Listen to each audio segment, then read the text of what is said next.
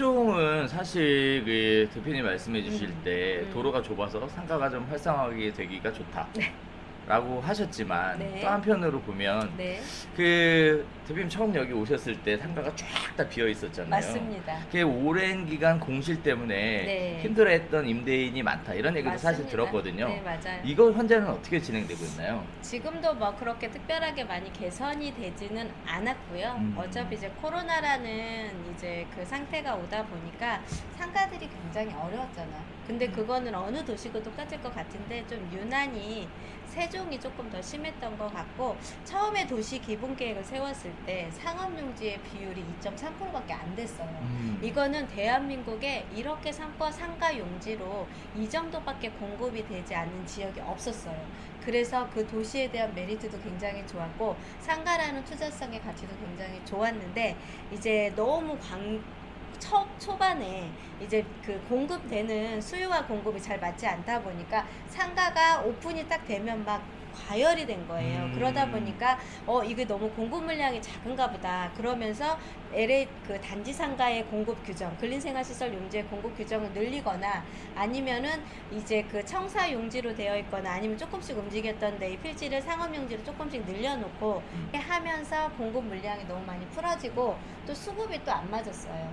왜냐면 아파트가 입주를 하면 상가들이 살게끔 형성이 돼야 되는데 상가가 먼저 들어오고 아파트가 한 2, 3년 후에 들어오거나 하면서 또 수급도 안 맞아서 이렇게 되고, 지금은 그 공급 물량을 초반에 잡았던 계획보다 더 축소를 시켜서 이생할권이라든가 지금 도시가 형성된 데는 어쩔 수 없지만 외곽으로 나오는 5생할권이나 6생할권은 지금 개발 중이거든요. 그런 데는 지금 공급 물량을 확 줄여가지고 아마 다른 지역에 조금 더 들어가는 데 상가분들 분양 받으시는 분들은 앞으로 이런 상황이 생기지 않는 한은 조금 공실 여부는 좀 덜 될 것 같고, 현재도 공실은 계속 있고요.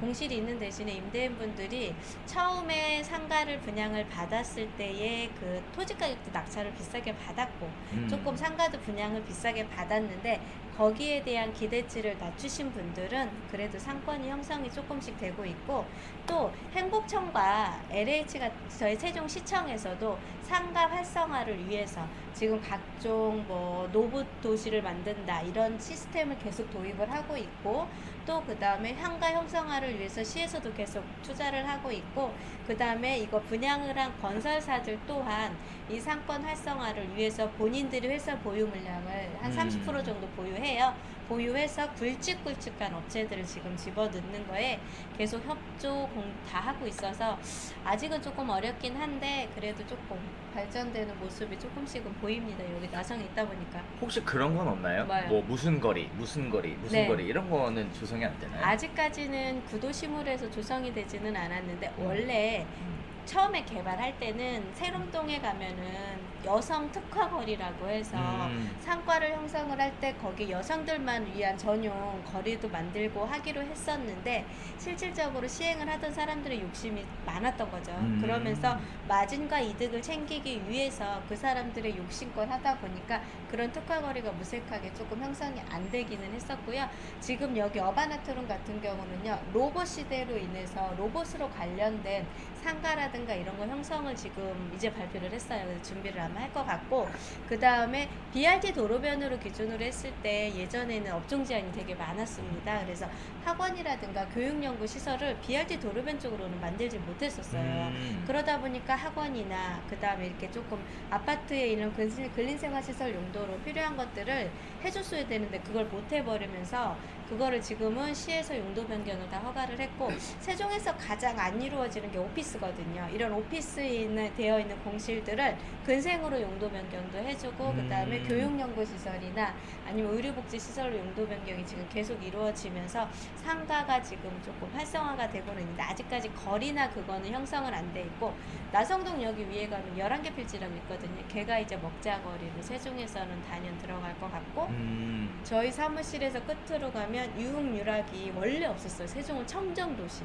아무런 유흥유락이 들어올 수가 없었는데 얼마 전에 지구단위 계획을 변경해서 유흥유락도 조만간에는 지역이 이제 아마 공급이 될 것 같습니다. 그러면 이제 먹고 즐기고 마시고 할 수 있는 걸 외곽으로 안 나가고 세종에서 다 할 수 있게끔 계속 정책은 펼치고 있습니다. 어려운 시장은 맞습니다. 아직까지는. 그래도 항상 뭐 상가라는 게 네. 시간이 좀 지나고 네. 어느 정도 현실적으로 네. 타협이 좀 이루어져 가야 네. 뭐 자리를 잡힌다 이런 맞습니다. 얘기도 있지만 네. 또 한편으로 보면 네. 그 황금알을 낳는 그런 상가 그쵸. 분양도 있었을 거 아니에요. 그죠? 맞습니다. 네.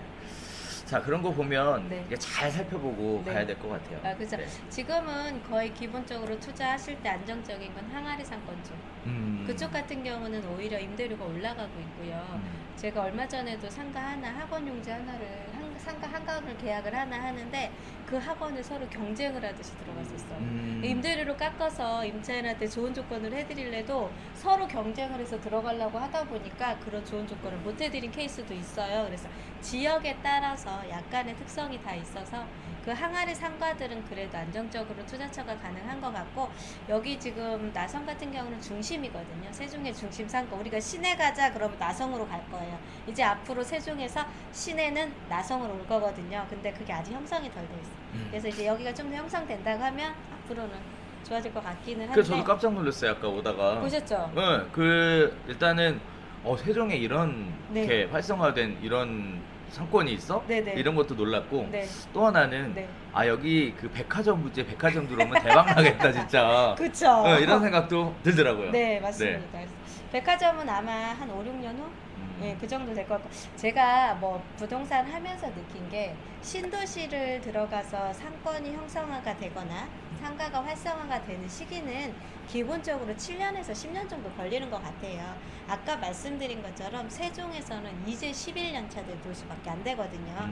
그러다 보니까 조금 5, 6년, 7년 차 된 상가들은 좀 안정적으로 지금 움직이는 동네가 거의 항아리 상가들이고, 이런 중심은 앞으로도 10년 후쯤부터 더 활성화가 되지 않을까 생각도 하고, 또 분양주들이 예전처럼 그렇게 높은 수익률을 기대하지는 않으시고 어느 정도는 단가를 많이 낮추셔서 이제는 채우는데 우선적으로 하시는 상가들은 계속 거래가 좀 지금은 조금씩 차지고 있습니다.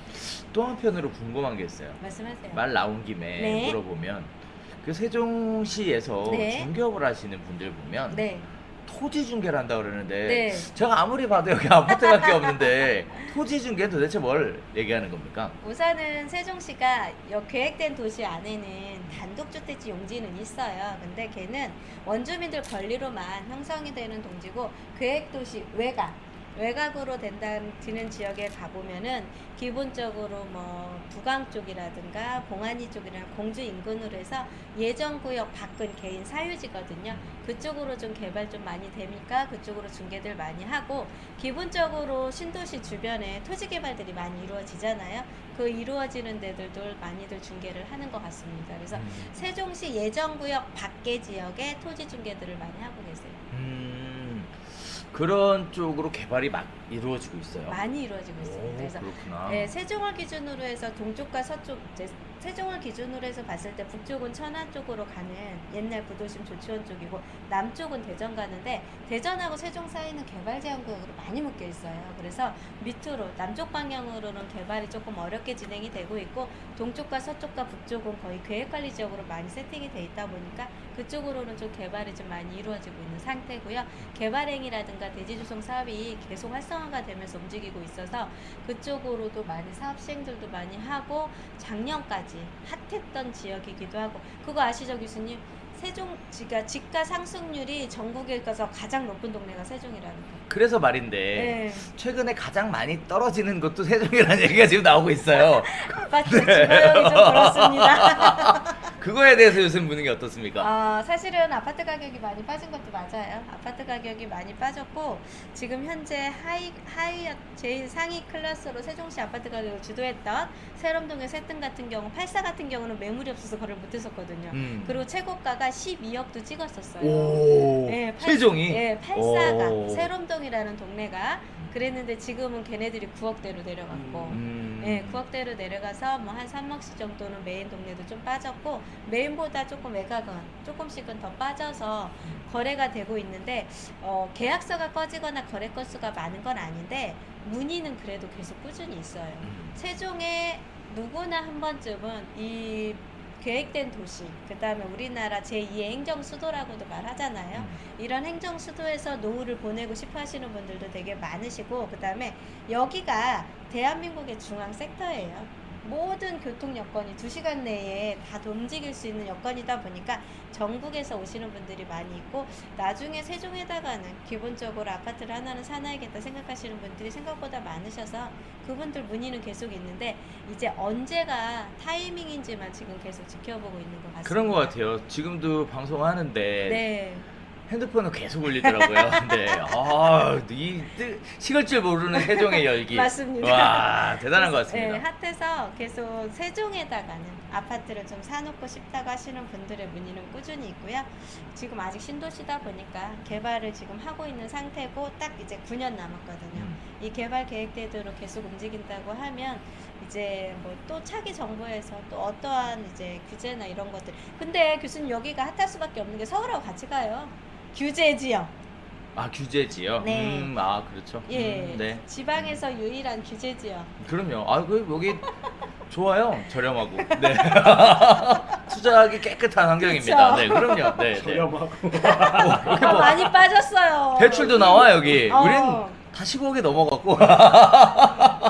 저렴하고 네. 너무 좋다. 그렇죠. 근데 어쨌든 대전보다도 세종이 가격을 주도는 했었어요. 세종이 오르면서 대전도 치고 많이 올랐던 것 같아요. 대전에서 중개업 할 때 아파트 가격이 뭐 7억대? 뭐 꿈도 못 꿨었어요. 거의 5, 6억대가 많았었고, 조금 싼 도시는 2, 3억대도 많았었는데 이제는 거의 9억, 10억을 능가하잖아, 대전도.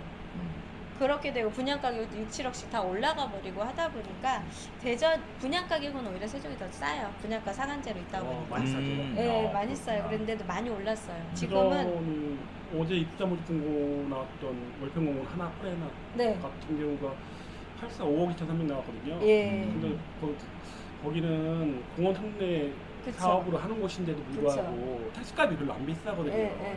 근데 건축비를 상당히 높게 책정을 했더라고요. 건축비가 그래- 많이 올랐으니까. 네, 5억 2,300이라고 한다면 대전 옵션 따로잖아.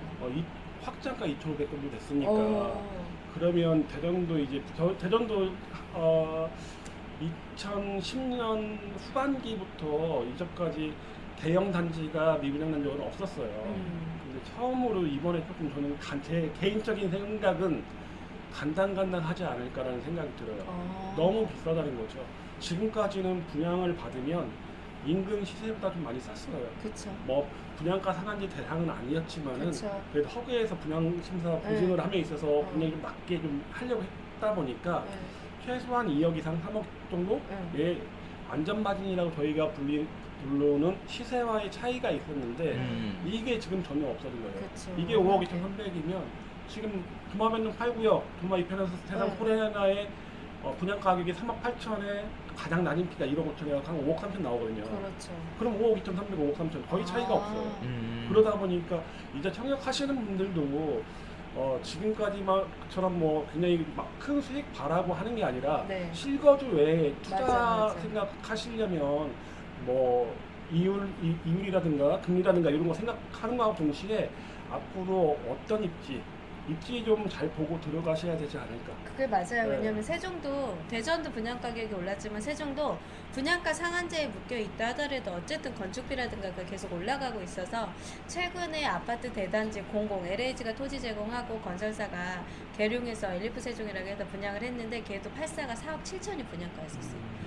그러면 옵션 이것저것 넣는다고 하면은 4억 9천, 5억이 조금 안 되거든요. 근데 일생활권에 이제 아파트 5, 6년 된 아파트들이 조금만 생활권 안으로 조금만 들어가서 보면은 5억대 초반에 매물이 있거든요. 그러면 차라리 그거를 그냥 사서, 거기는 지금 이제 아파트는 신축이긴 하지만 생활권적인 부분에서 상가라든가 그런 거 지금 계속 축소를 시키다 보니까 약간 좀 불편함이 있어요. 근데 그거 계산했을 때는 여기 지금 기존에 개발했던 도시에 5억대 초반에 돼 있는 아파트들을 차라리 매수하시는 게 더 유리한 조건이 있을 수도 있다는 생각이 들고, 세종에 들어오신 분들이 거의 청약을 노리고 들어오셨다가 지금은 그냥 청약보다는 급매물 위주로 매매를 하는 게 더 맞다고 판단하시는 분들이 계시긴 해요. 안 그래도 지금 공사 원가 네. 상승과 네. 관련돼서 네.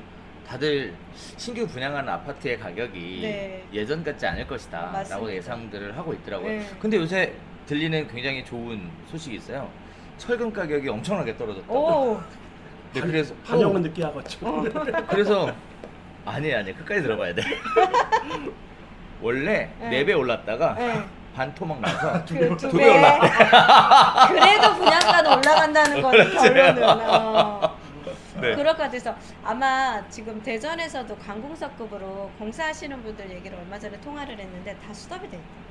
자재 수급이 안 돼서. 그러니까. 네, 관공서급들은 자재 수급이 안 돼서 수답되는 데가 되게 많아서 그러면 아파트 같은 경우는 수답을 하게 되면 지연이자를 건설사가 부담을 하게 되잖아요. 그러다 보니까 세종도 분양을 하기로 올 하반기에 하겠다는 물건들이 조금씩은 주춤해서 지금 자꾸 미루는 것 같습니다. 세종 같은 경우는 분양을 해도 가격이 좀 분양가가 올라도 전국 단위로 하는 곳이다 보니까 맞아요. 대전하고 좀 틀리게 그쵸. 대전은 지역 단위하고 이제 전국 단위의 차이 때문에 네. 더 올라도 더 완파는 될 것 같아요. 세종 분양은 그래서 이번에 투기과열지구로 다른 지역들이 얼추 다 풀렸는데 세종이 못 풀린 게 청약과열지구 때문에 청약과열이 너무 심해서 세종은 투기과열지구를 풀어줄 수가 없다라는 게 그게 말이라서 이번에 시장님이 계속 지금 올리고 있다 하더라고요. 투기과열지구 좀 해제시켜달라고. 그러게. 그렇게만 해주면 그럼 서울도 풀리나? 서울은 안 가겠죠. 왜 같이 간다며 세종이랑. 서울급 세종. 그 말 나온 김에 또 네. 궁금한 게 하나 있어요. 네. 이게 그 재개발 같은 경우에는 투자를 할 때 보면 지역마다 네. 시도 조례의 규정에 그치. 따라서 분양 자격이 결정이 되잖아요. 네. 그러다 보니까 이제 서울 같은 경우에는 사실 쪼개기가 안 돼요. 거기다 또 요새 진행하는 뭐 신통계획이니 뭐니 다 일단 금지부터 때려놓고 가니까 그치. 사실상 뭐 이렇게 하기가 어렵거든요. 심지어 거래도 안 돼. 맞아. 하면 다 정산이야. 그치. 이래서 막 공포감도 굉장히 커 있는 상황이고. 대전 쪽은 어때요? 대전도 대전의 조례, 대전시 조례에 영향을 받게 되는 거고 거기에 따른 분양 자격 있을 텐데 그 쪼개기 같은 것들이 가능한가요, 대전은? 대전은 현재는 대전이 도시 및 주거환경 정비 조례를 보면 대부분 서울 도시 조례를 따라서 만드는 경우가 많고 서울이 바뀌면 지역 광역시들이 바뀌는데 대전이 가장 좀 늦게 바뀌는 편입니다. 예를 들어서 뭐 처음에 구역 지정 동의를 할 때 구역 지정 신청을 받을 때 주민의 3분의 2 3분의 2 이상의 동의가 필요했어요. 지금까지는. 그럼 66.7%잖아요. 네. 근데 서울을 중심으로 웬만한 광역시가 이걸 다 5분의 3 혹은 60%로 바뀌었어요. 대전은 올해 와서 바꿨어요. 제일 늦구나. 굉장히 늦어요. 그리고 그 말씀하신 쪼개기의 기준은 대부분 권리 산정 기준인 일인데 대전만 현재 정비계획의 공람공고일이에요. 정비계획 지정일이 아니라 공람공고일이다 보니까 좀 앞에 있는 거죠. 네네. 예, 그러다 보니 요 기준일 전에 토지의 뭐 60제곱미터 이상을 소유하고 있거나 아니면 뭐 건축물을 소유하고 있거나 이러면 이제 대상자가 되다 보니까 그런 식으로 투자를 원하시는 분들도 있고 그거에 대해서 컨설팅을 해드리기도 하는데 약간의 위험 부담은 꼭 따른다는 거 그거 알고 가셔야 되지만 이게 있는 것 같아요. 그러니까 하이리스크와 하이리턴은 어디든 다 부동산 다 있는 것 같습니다. 그 오히려 그러면 구역 지정이 돼서 진행되는데 보다 그런 기회가 아직 남아 있다면 구역 지정되기 전 지역이 더 뜨거울 수 있겠네요. 뜨거울 수 있는 요즘의 분위기가 조금 그 전까지 작년 아니면 올 상반기까지만 해도 그런 구역을 찾고자 문의를 주시는 분들이 많으셨고 그런 분들하고 같이 협업을 하기도 하고 했지만은 이제 지금은 지금 되게 많은 구역이 이제 구역 지정 동의서를 받고 있습니다. 될 수도 있고 안 될 수도 있고 맞아요. 안 되는 구역이 저는 많을 거라고 보고 된다고 하더라도 이게 모습이 갖춰지기까지는 워낙에 오랜 시간이 걸리다 보니까 조금 잘 신중하게 쪼개는 것도 신중하게 만약에 그렇게 구역이 안 돼 버리면 쪼개는 게 매매하기가 너무 어려워지는 거죠. 다 알고 있는 분들이 갖고 계시다면 같이 뭐 매도를 할 수 있고 만약에 이게 사업이 안 됐을 때 하는데 모르는 사람들이야 3명이 이렇게 하면 또 문제가 되니까 그런 거는 정말 신중하게 상의를 하고 그리고 좀 전문가한테 상담을 받아갖고 하는 게 중요하다고 봅니다. 그래서 컨설팅도 하신다면서요. 컨설팅. 멋지세요. 네, 그러니까